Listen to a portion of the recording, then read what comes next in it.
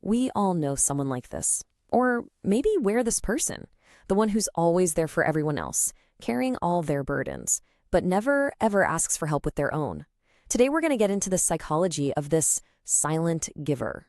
So let's just start with a direct question. Think about your friends, your family. Are you the designated listener, the one everyone calls to vent, while your own struggles, well, they just stay completely locked up inside? If you're nodding right now, you are definitely in the right place. So, this role has a name. We're going to call it the silent giver, and it's a really powerful persona. Once you see the traits, I promise you'll start recognizing it everywhere. So, let's break down what this person actually looks and feels like. Okay, does any of this sound familiar? This is the person who is always the listener. They're the go-to problem solver, the rock everyone else leans on. They're so quick to jump in and offer help, but the moment the tables are turned, a wall just goes right up. They get so reluctant to ask for anything themselves, and they almost never, ever share what they're actually going through. But here's the thing. This incredible strength, it's really just one side of the story. It's almost like a mask. So what's really happening beneath that surface? What makes asking for even a little bit of help feel so completely impossible for them? Well, the answer isn't as simple as, oh, that's just their personality. No, it's actually a deeply ingrained pattern. It's a kind of learned independence that was, more often than not, born out of pure necessity. Psychologists actually have a term for this, learned emotional independence. And here's the absolute key to understanding it. This is not a character flaw, not at all. It's a survival strategy. It's what happens when you learn, usually at a pretty young age, that you can't always count on support being there. So you adapt. You become extremely, radically self-reliant. And this is so, so important to get. This is not a conscious choice someone makes to just be strong. It's a subconscious strategy. It's all about self-preservation. Think of it like a defense mechanism, one that's designed to keep them safe in a world they learned might not always be there to catch them if they fall. So if self-preservation is the goal, what are they trying to preserve themselves from? Well, it pretty much all boils down to one deep, subconscious driver, the overwhelming fear of being a burden. This slide just captures that internal conflict perfectly.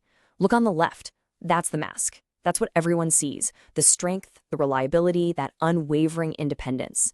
But then, look on the right.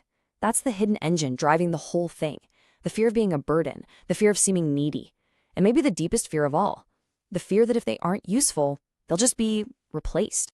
And that fear, that explains the behavior, the hiding their needs, the overgiving. It isn't just about generosity. It's a subconscious tactic to prove their value, to secure their spot in their relationships.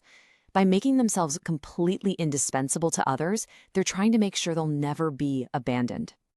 But where does a pattern this deep even come from?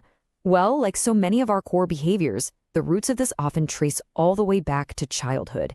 It's an echo from the past. You can see how this pathway usually gets formed. It starts with uncertain support. Maybe help was there sometimes, but not always. It felt conditional.